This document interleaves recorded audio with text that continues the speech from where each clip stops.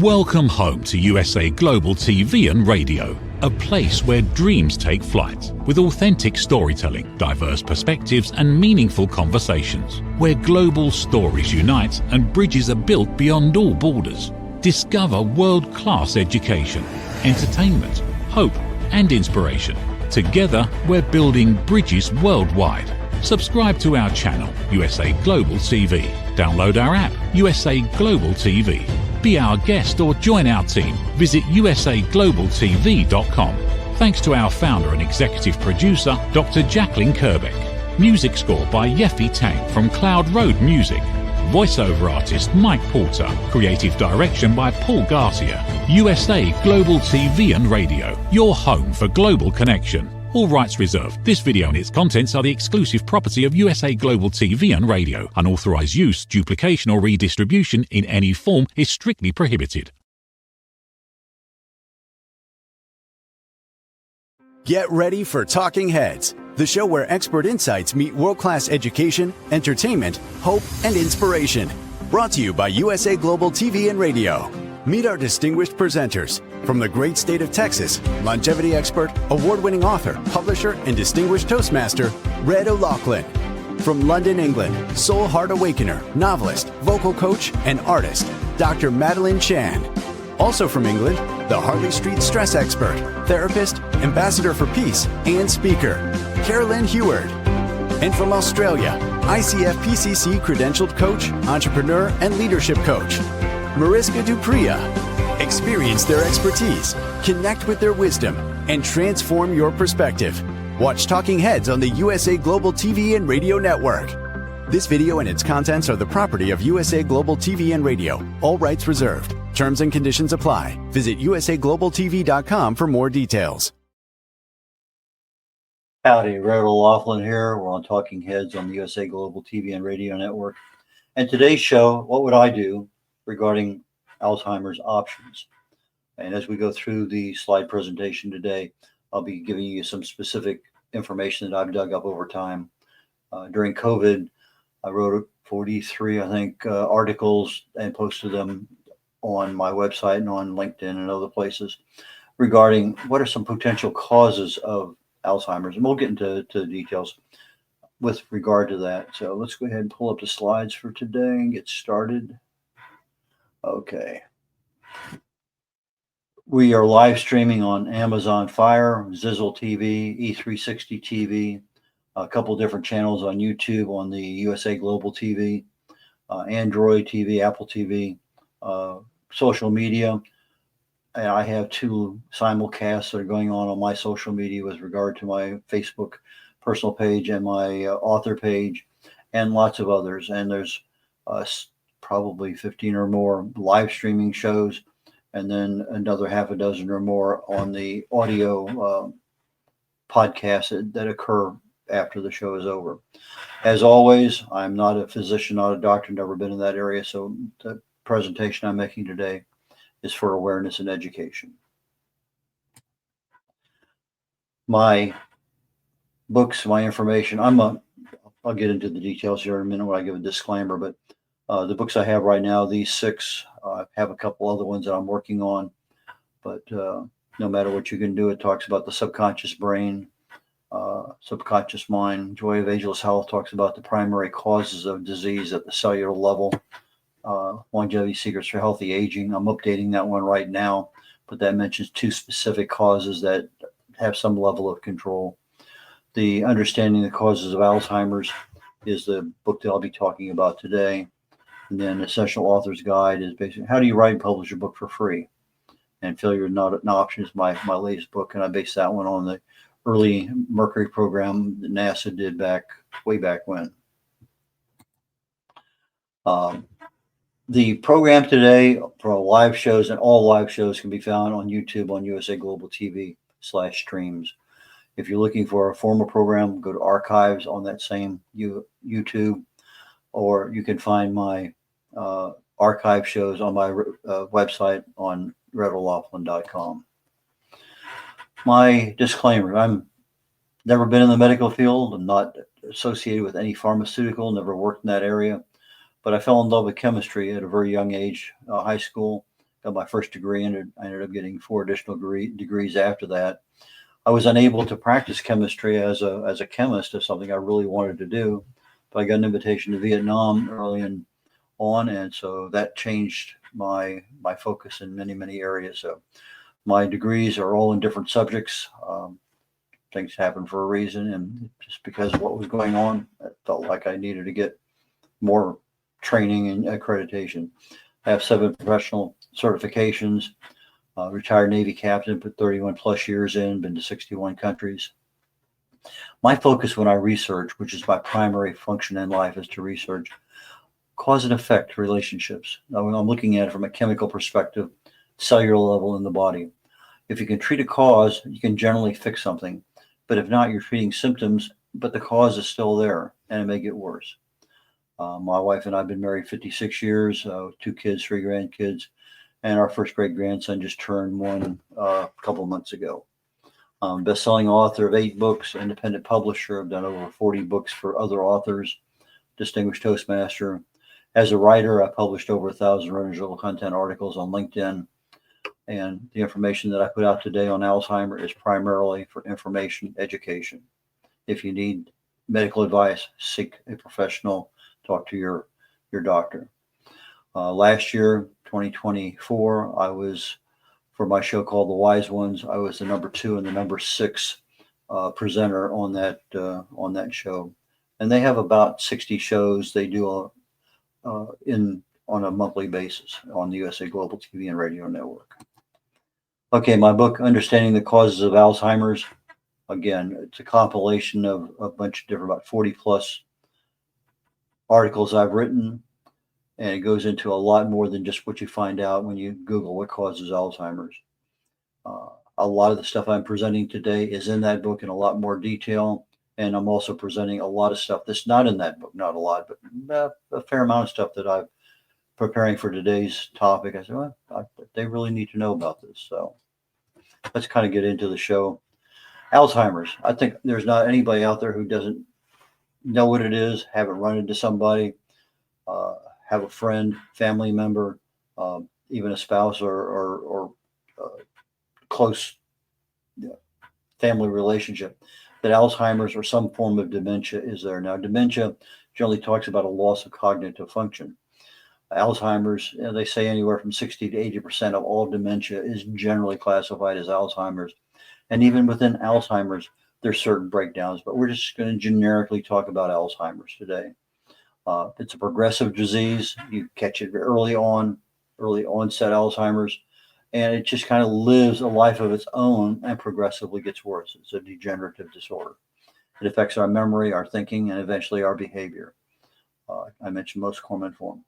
You end up with a gradual decline in brain cells, and when those decline, they degrade, their connectivity to the rest of the brain starts to fade. So it leads to an overall inability to think the way we do when we're healthy. What are typical symptoms? I think most people will agree. You run into somebody and they'll say, they'll ask you a question. Then it seems like it's a minute, 2 minutes later, they ask you the same question again. Okay, I thought I just answered that one. And then another minute or two, the same question comes right back. So repeat questions is a very, very common symptom of Alzheimer's, especially early on. People with Alzheimer's generally have more difficulty making decisions. As the disease progresses, a lot of confusion with time and place, a lot of misplacing things. Now, as we get older, there's just a normal aging process that we forget things. Where did I put the keys at? What's that person's name? Why did I come in the kitchen?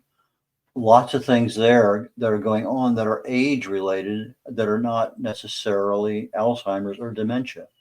In fact, when you start looking at Alzheimer's, really doesn't start till 65, and even at 65, out of 100 people, only 2 people generally get diagnosed with Alzheimer's. About 10% of Alzheimer's patients get that disease earlier than age 60, 65. But it's mainly a disease that we see with the elderly. A lot of risk associated with Alzheimer's. And some things that we don't even think about can contribute to the disease or the progression of the disease or confusion in that. Uh, Tracy Cram Perkins is another presenter here on the USA Global TV and Radio Network, and she has a great book, super great book on care as a caregiver. How do you take care of people? She's had, I think, 4 primary people in her life that she's had to care for. Very, very excellent book on how do you address people, how do you take care of them properly. So, but cardiovascular disease is not an uncommon thing that goes along with it. Believe it or not, some kinds of air pollution can actually make Alzheimer's a little bit worse. Even though you wouldn't think that they would have a problem with quality of sleep. Quality of sleep can contribute and also be a potential problem down the road. Head injuries, any kind of traumatic brain injury can create all sorts of problems. Alcohol consumption kills some of those little gray cells up there. Sedentary lifestyle, again, you're not getting the blood and throw the oxygen. If you have Alzheimer's, they have a tendency, dehydration. They're not interested in drink because they don't recognize the same bodily clues that I really need something to drink. Dental problems. There's always a present fire danger if somebody with Alzheimer's is cooking because they'll forget what they're doing and walk away. Money problems, getting lost, paying bills, lots and lots and lots and lots of things that are risks associated with somebody with Alzheimer's. So it's one of those things that it starts developing in your home. Take a lot of time to figure out what do you really need to do to be aware of and what you can do to help. Okay, so now if you ask a doctor what causes Alzheimer's, or you look it up on Google, almost every single person is going to tell you say amyloid beta plaque that's clumping up and causes a loss of connectivity from the neural perspective in the brain, from that nerve back into the part of the brain that needs that connectivity. Or it's what they call a tau tangle. You have a protein called tau, T-A-U, and it basically wraps around this nerve structure. And when it starts tangling up, you end up with being strangled almost. And again, you end up with loss of function of that neuron and loss of function or connectivity.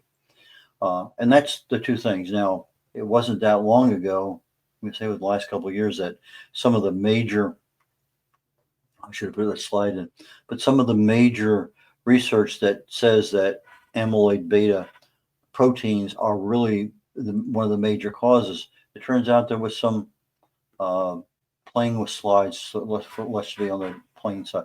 There were some issues there that maybe that's really not it. And so it's got kind of a tither going on with, well, do I really want to spend my money going down that path if it's really not a good path? But anyway, doesn't matter. It's there. You're going to see tau tangles. You're going to see amyloid beta plaques. Those are the primary results. But what causes those things to happen? Well, we know that as you get older, you're more susceptible.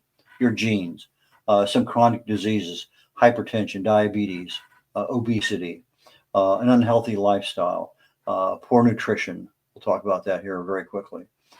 Exercise, again, you're not getting the oxygen into the brain. Any kind of head trauma.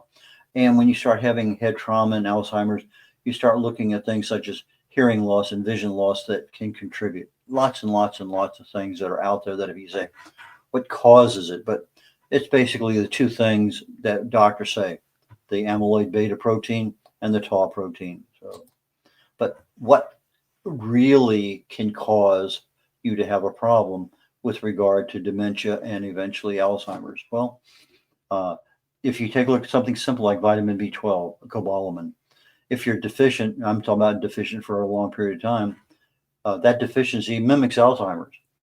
In fact, most gerontologists will give you a B12 shot right off the bat just to see if that's the problem you have.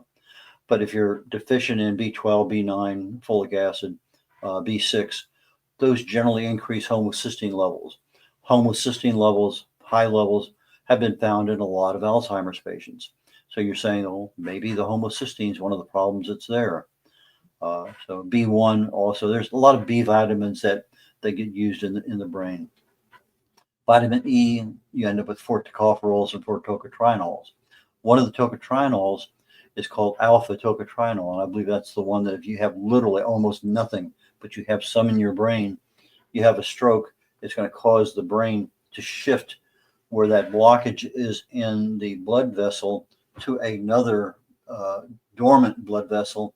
And the result is that most times you will never have any side effects from having a stroke that most people have, because they don't have that particular vitamin up there. So if you're deficient in vitamin E, there's a lot of speculation that that can cause some other issues going on. But vitamin D3, vitamin K2, beta carotene, vitamin C, vitamin A lot of your antioxidants, they're not up there doing the job they need to do. I've had a lot of success with people in my family with phospholipids. We make 4 of them. One of them's called phosphatidylserine. You can buy it in pill form at online or at a lot of health stores. And when you look at just like B12, your body makes less and less and less as you get older of the phosphatidylserine. The side effects is early onset Alzheimer's. My brother-in-law had it. He's a Catholic priest, and they had to retire him early. Usually they retire at 75, but he couldn't tell you what year it was, had no concept. We put him on phosphatidylserine, and literally within about 2 months, he could tell you what was on TV last night, what he had for breakfast this morning, what he was looking forward to seeing tonight. A totally different person with just that one change in his supplement. As with almost any problem, we talked about this here recently, any kind of mitochondrial issue can cause problems. So if I'm not taking care of my mitochondrial in my cells, then a potential problem from a nutritional deficiency is going to be an increased risk of Alzheimer's. Propranolol, PQQ, is one of those few things that can pass through the blood-brain barrier. Well, some chemicals, as they're fighting free radicals, they donate an electron to stabilize everything.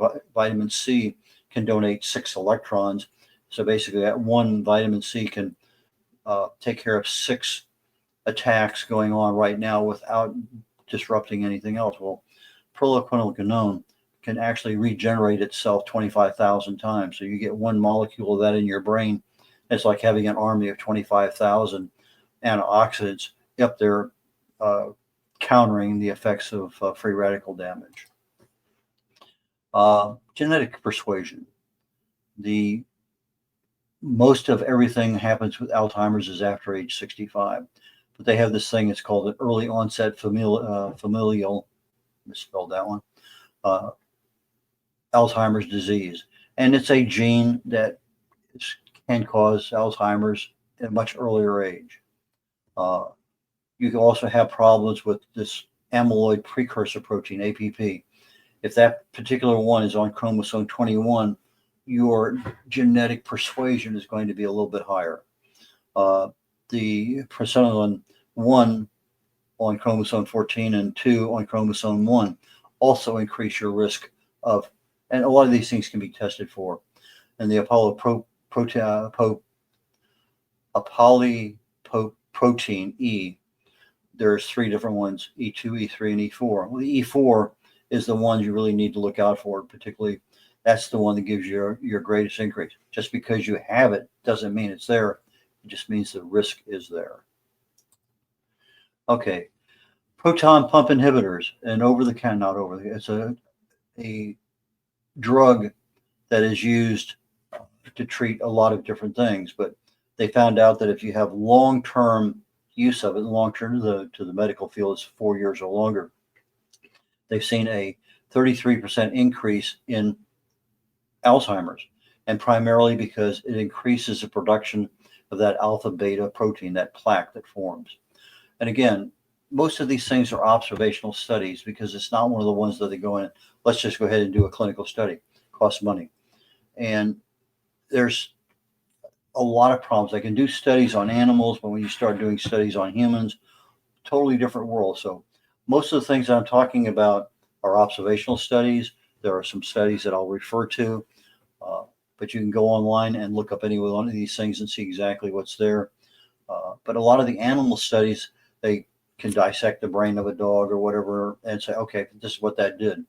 And so you're looking at a similar pathology of how this disease progresses in animals, and they're applying it to humans because they haven't done those kinds of studies.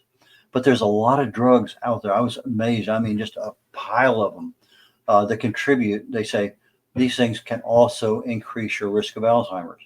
Blood pressure medicine, pain, statin drugs for cholesterol, motion sickness, chemo drugs, sleep aids, and it goes on and on and on and on. I couldn't believe how many have some finger in the Alzheimer's world. It just blew my mind a bit. A thing called lipid peroxidation. You were talking about Physin is a flavonoid in fruits and vegetables. And I think it's probably going to be one of the next major reversals of Alzheimer's. It's found in strawberries, apples, grapes, onions, and more. A lot of fruits and vegetables have Physin in it.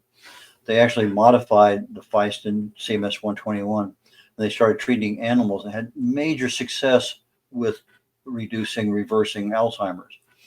They found out that the lipid peroxidation destroys brain cells, but that CMS 121 reverses that. It basically neutralizes that peroxidation. That any kind of oxidation is a process by which cells are being destroyed. So they did a bunch of clinical trials. The last one's in 2021. They tested 10 different flavonoids, and Physin is still the best. So increase your eating of grapes, apples, onions, strawberries, because the natural one will work. We don't know how much the dosage rate is, but I think it's a very promising field. Your second brain, your gut. If your gut is in good shape, your brain is generally pretty good. But you have a lot of problems in your gut, you're going to have problems affecting your brain because the two talk to each other. So you have inflammation in the gut, you're probably going to have inflammation in the brain. A lot of studies on human and animal gut transfer that say, yeah, this gut problem can create a brain problem. And so they've substantiated that with a lot of testing. So some of the things that they say help: probiotics, prebiotics, and this thing called fecal microbiota transplant. Yeah, they take fecal matter out of one person who's healthy and put it into another person. Sounds strange, but it kind of stabilizes the gut. If you have a lot of dietary fiber, create sodium butyrate. That also has been shown to improve the symptoms and lower the progression of Alzheimer's disease. One of the things I fell in love with chemistry was all the symbols and the figures and everything. Green tea has a catechin. It has a lot of catechins, but one of the catechins is epigallocatechin gallate. And I just, for fun, I decided to put up what the chemical name of that particular catechin is. But they've seen, particularly in a lot of animal studies, the green tea actually remodels or reshapes the protein structure for amyloid beta protein. And what does that mean? Well, if you look at the amyloid beta, it sits right on top of a protein. I mean, almost like a glove. And so if you can change the structure of the protein, then all of a sudden it falls off. It can't sit there. So you end up with a corrective problem, a preventive problem, because that amyloid beta protein can't sit on top of a nerve cell. It falls off. And they also found by doing MRI studies that where that nerve cell was, they thought to be dead, it was either replaced by another one or came back to life. So a lot of things are there for green tea. Prevents a lot of amyloid beta aggregates from forming because of the protein structure remodeling. It disrupts the fibril formation.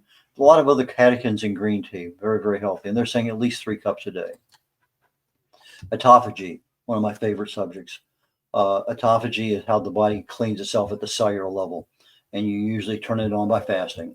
At least 16 hours, and you turn it on 1%, then 2%, and then 3%. After 72 hours, you're at 100%. But it's where the metabolic trash contained inside our cells is removed. The stuff that's still maybe workable gets recycled, and you get it back. But there's a lot of problems in the brain, but in all parts of our body, because we don't fast enough for that to be an issue. So we never have autophagy. It ends up in the brain. A lot of inflammation, a lot of mutations. They've identified 2 particular genes that the mutation occurs at, but these alpha amyloid beta cells and autophagy start creating a problem that we're not allowing the autophagy process to work properly, dysregulation. And as such, I can't clean the cells out. They stay clogged up. Big problem. Research is continuing. Type 2 diabetes is basically an insulin resistance issue, high blood sugar. Well, they coined a term called type 3 diabetes, where the brain cells become resistant to insulin. Major disruptions in the cell function and communication, just like you would have anywhere else in your body. Brain inflammation and insulin resistance are related. And having diabetes, regular type 2 diabetes, gives you systemic inflammation, can also play a role in the development and formation and progression of Alzheimer's disease. Curcumin, one of my 2 favorite chemicals. Turmeric. Anytime you take curcumin or turmeric, always make sure it has piperine, a black pepper extract, because it increases the bioabsorbability hundreds of times. It's an anti-inflammatory, antioxidant. It reduces the amyloid beta formation and aggregation. Lots of things in there. We'll talk a little bit about that down the road on another subject in this presentation. Improves cognitive function, and they found out that vitamin D3 also enhances the immune function along with curcumin. Something we really should be taking. Resveratrol, another one with piperine. There's several of them out there. But it's a polyphenol. Great antioxidant. And it'll go through the blood-brain barrier. Very neuroprotective. The amyloid beta and neurotrophic tangles. It minimizes the connectivity issues associated with it. And they said, well, if wine does it, what about beer? They did several studies, and no significant change in beer drinkers. But red wine drinkers, yeah, a measurable decrease in the risk of getting Alzheimer's. Another thing that the red wine does, the resveratrol, is that there's a certain one, it's an activation, a part of the cellular body, but it increases your cellular health and longevity, and it does the same inside the brain. Light and sound show. They found out that 40 hertz stimulates the brain in a particular area the gamma ray is getting into. And when the light is flashing, it reduces that amyloid beta aggregation that there's in. The also added sound with it, and it also slowed the neurodegeneration. And they did a bunch of other studies, and they showed about a 65% improvement in the slowing down, or not necessarily reversal, but improvement in the progression of the disease. It's non-invasive, reduces the plaque formation, and it stimulates neural activity and connectivity. So I think this is going to be another one. A lot of tests being done right now that eventually will probably have some kind of head thing we wear and turn it on, and is part of the treatment. Okay. Chemical imbalances. Again, we talked about nutrient imbalances earlier on. There are so many different chemicals in the brain. I happen to pick one here called acetylcholine. And when they start looking at patients with Alzheimer's disease, Parkinson's, that's another dementia one, the acetylcholine levels are very, very low. Acetylcholine is a neurotransmitter. So if it's low, you're not getting the cells talking to each other, the nerves talking to each other. And they found that, there's a lot of drugs out there that are trying to say, let's build up the acetylcholine. Okay, we build it up. Now you get better transmission. But why take a drug if you can naturally increase something? I'm not a big on drugs, so sometimes you got to take them. But choline is what produces that acetylcholine in the brain. But meats and fish, dairy, eggs, lots of things have choline. Might be something to consider. Statin drugs. Statin drugs, I have no idea why they were creating you. You go back 40, 50 years, nobody worried about cholesterol unless it was over 400 or 800 or whatever. And then, you come, 20 years later, okay, 300, now we're 200. And it seems like it's a problem that was created because somebody had a drug. That's my personal opinion. Don't know that to be true. Just seems that way. But they know that statin drugs have certain issues. But regardless, when you start looking at statin drugs and Alzheimer's, there's a problem in there. But the problem is that not all of the testing shows the same results. Our bodies, we need cholesterol. We get it, we make it ourselves. We get it through the foods we eat. The brain, every cell in our body needs cholesterol. The brain needs it a lot. But if my HDL, LDL cholesterol levels are on the very high side, it's looking like my amyloid beta plaque development increases much more substantially. So it's one of those ones that you really need to look at your family history and a lot of other things. So talk to your doctor about that one. If you're on a statin drug and you're starting to see issues with Alzheimer's or some symptoms associated where might be some research to do on that one. pH. This is the measure of acidity and alkalinity in the body. 7 is 0, perfect neutral. 1 to 7 is acidic. The lower the number, the higher the acidity. Same thing. 8 to 14 is alkaline. The higher the number, the greater the alkalinity. Well, what they found out is a lot of people with Alzheimer's disease, if they have low pH in their body, they're acidic, and that's almost a standard way we live. It increases the risk of development progression of Alzheimer's. And then acidosis in the brain itself leads to brain aging. So what causes your body to have increased acidic levels? Well, carbohydrates, fats, proteins, just normal metabolic activity. Anything outside of fruits and vegetables is going to cause your body to become acidic. It takes a lot of effort to keep your body in an alkaline, particularly above 7.4, which is the pH of your blood. Otherwise, your blood stream is going to leach calcium from your bones. Now you're going to start having bone porosity issues. A lot of things there. I got some personal experience with that when I was on Atkins for a number of years. I've talked about it many times in the past. But when they start looking at this thing, they have this HDAC. It's a histone acetylase inhibitor. And it's basically used now to treat cancer. But they're finding out that these histones they wrap around your DNA and they kind of relax everything, allow the transmission of information to go back and forth. But when the inhibitors are not there, everything tightens up. So if I can use a histone inhibitor, and that's like your curcumin and your resveratrol and some other things, they're starting to say this may be a way of treating Alzheimer's. HDACs can't go through the blood-brain barrier, but there's some natural things there that we might be able to do. A lot of work in progress on that one. Our blood-brain barrier prevents many options from being there, but one of the ones that it does permit is a lion's mane mushroom. And it's been shown to really improve mild Alzheimer's and cognitive decline, promotes neurogenesis, brain cell growth, promotes enzymes that reduce the plaques of amyloid beta. It's an anti-inflammatory, antioxidant. Fenchol, it's a terpene. It reduces neurotoxicity. In our gut, we make these short-chain fatty acids that activate. Hang on one second. I hate to do this.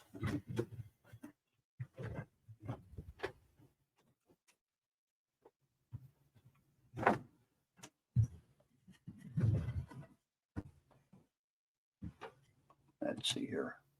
It's good enough. Okay. Our guts make these short-chain fatty acids.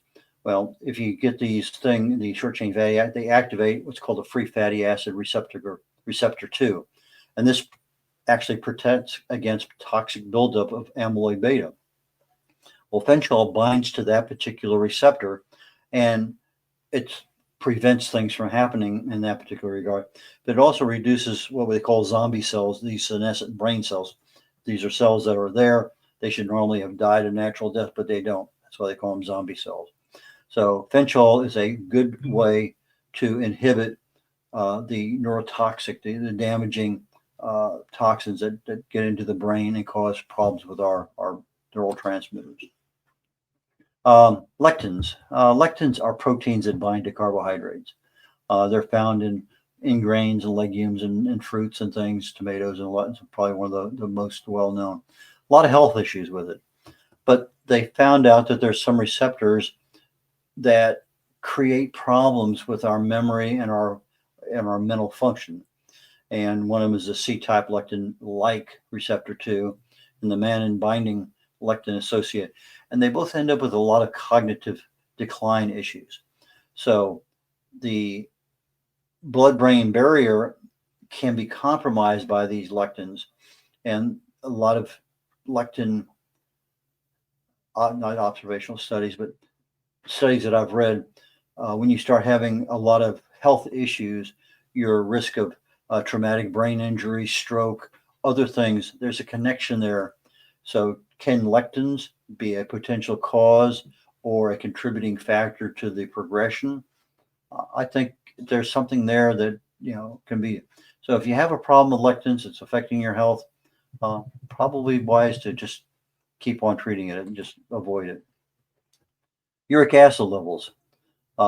Typically, we treat too much uric acid, gout, and there's drugs out there for that. But they're finding out that low uric acid levels suggest a higher risk of Alzheimer's. And they're saying that the uric acid is an anti-inflammatory and antioxidant. So if I have low levels of it, it's not doing the job it needs to do with the free radical damage. So it's contributing to this oxidative stress, accelerating the Alzheimer's disease. So the higher the level, even though your risk of gout is in there, the higher level of uric acid actually is neuroprotective. So there's some issues there that if you're having Alzheimer's issues and gout at the same time, something to talk to your doctor about. Zonulin. I did a lot of talks with zonulin and I think of the other topic. Anyway, zonulin is a protein, and it's a protein in your gut, and it regulates how big the holes are in your intestines that allows your digestive foods to pass through the walls of the intestine and get in through the immune system and into your bloodstream, to your intestinal permeability. So when everything is working well, you have tiny, tiny little holes. But with zonulin is caused gluten. Gluten is one of the things that causes zonulin to go crazy in some people. And it makes these holes big. And so instead of just getting the nutrients out of the digested food, now you're getting a lot of toxins, a lot of other things getting into the bloodstream. So they're saying that gut-brain axis, if I have a dysfunction, that zonulin's really opening up holes in my immune system and just flooding my body with toxins, a possibility of having some brain injuries there. So leaky gut allows more toxins into the body and into the brain. So gut dysbiosis is, again, it's a disruption of the normal gut bacteria, can also create a leaky gut. But zonulin is involved in many, many health issues, so it's something to be aware of. Leptin. Leptin's a hormone. It regulates our appetite, so it's kind of connected to our stomach and our brain. We eat a little bit of stuff, it turns on leptin. Leptin talks to our brain, says, okay, slow down. So a lot of things there, but if they're finding people with high levels of leptin, they actually have a lower risk of Alzheimer's disease. So if I can reduce the amyloid beta and tau, the phosphorylation, the tangling part of that thing, through leptin high levels, why not? So it disrupts neural communication. Obesity is linked to a lot of leptin resistance, which increases your Alzheimer's disease. A lot of issues there. So leptin is one of those ones that may be a potential thing to work at. Okay, now we get down to what would I do? I've given you almost 24 probably things out there. No one cause, no one fix, a lot of contributing factors. As I said, today's presentation was for information only. Pick something you like there, go look at it. If you have Alzheimer's or somebody there, talk to your doctor, talk to a professional about what can be done. But choose something that fits and works in your lifestyle. But do something. Just sitting there taking care of somebody, they're going to get worse with no change of lifestyle habits or diet or whatever. So anyway, what would I do? Probably try to do almost everything that's there that's possible. Some of these things are still under research, but in regards to what I do, try to eat healthy foods, the things you can't eat with the foods, get your supplements, and then just try to enjoy life. Catch you all next week. Take care now. Bye.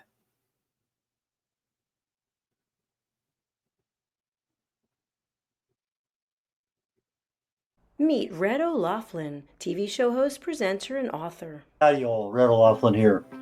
I'm a TV host on the USA Global TV and Radio Network. Red has 3 weekly shows every Thursday. I've been a TV host now with USA Global probably maybe just a little over 3 years. Probably, I know for sure, 250, 300 shows. Join Red on the Corner Bookstore.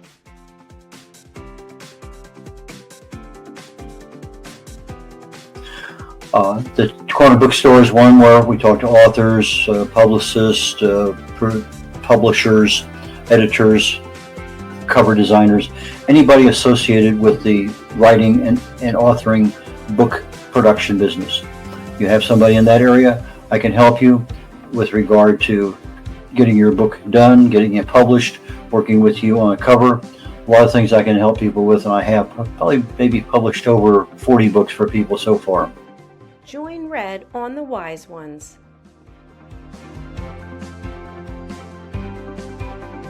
On the Wise Ones, I'm looking for entrepreneurs, business owners, people who have wisdom, lessons learned over time that they can share with others. So please go to usaglobaltv.com, sign up, and join me there. Book your session on usaglobaltv.com. Join Red on Talking Heads.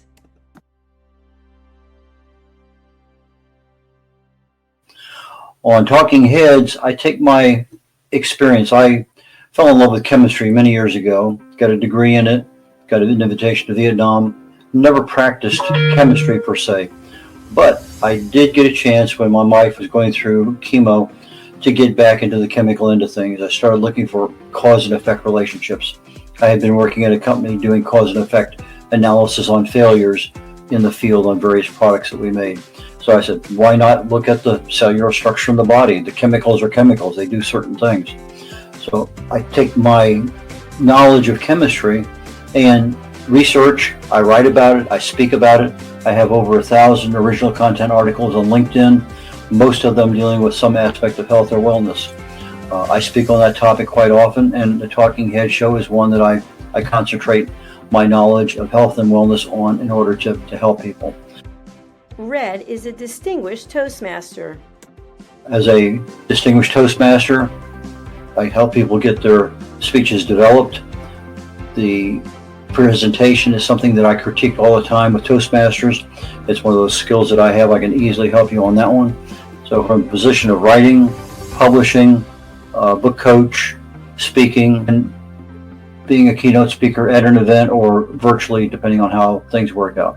But those are the things that I can help people with, and I have 3 shows every week here on the USA Global TV and Network, and please join me when you can. Appreciate it. Bye now. Here are some of the books that Red has written and published. Contact Red at redolaughlin.com. Thank you, viewers and listeners of USA Global TV and Radio, for joining us today. We're honoured to have your time and attention as part of our global community. At USA Global TV and Radio, we believe in the power of authentic conversations, meaningful connections, and creating a world of possibilities together. Want to be part of something bigger? Join our team of elevated listeners at usaglobaltv.com, a space where your voice matters and your ability to listen transforms relationships. Stay connected with us across all our platforms for thought-provoking discussions, expert insights, and empowering stories. Subscribe to our channels at youtube.com/c/USA Global TV. Follow us on social media and explore the endless opportunities we're creating for growth, learning, and inspiration. Together, we're not just broadcasting, we're building bridges and changing lives one conversation at a time. For inquiries, contact us at info@usaglobaltv.com. Music by Johnny Dyes. Produced by Executive Producer and Director Dr. Jacalyn Kerbeck. Voiceover by Mike Porter. Creative Direction by Paul Garcia. All rights reserved. Copyright 2025. Visit usaglobaltv.com to view our full terms and conditions.